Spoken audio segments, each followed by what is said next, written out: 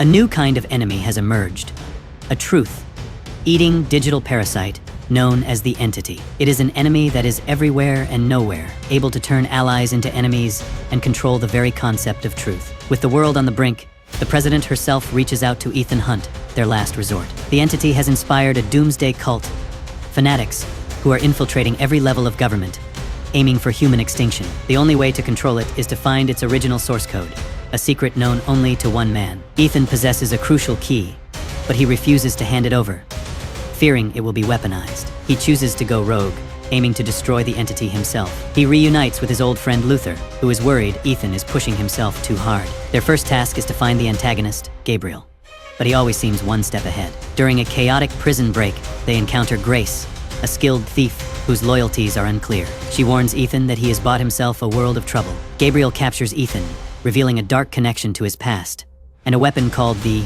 Anti-God, which was the Entity's origin. The only way to kill the Entity lies within the wreckage of a sunken Russian submarine, the Sevastopol. Accessing its source code requires a special cruciform key, the very one Ethan holds. But the mission comes at a devastating cost. To save a city from a nuclear bomb, Luther makes the ultimate sacrifice, entrusting Ethan to finish the fight. Ethan is captured, but the president, trusting him one last time, gives him 72 hours and an aircraft carrier to complete his mission. While Ethan heads to the Arctic, his team, led by Benji and Grace, goes to a remote listening station on St. Matthew Island to find the sub's exact coordinates. There, they run into a team of Russian special forces who are after the same information. A tense standoff ensues, with the fate of the world hanging on their ability to build a device to read old data files. Just as Ethan's team secures the coordinates, the station erupts in a firefight. They manage to transmit the location just as all hell breaks loose. With the coordinates received, Ethan undertakes a perilous deep-sea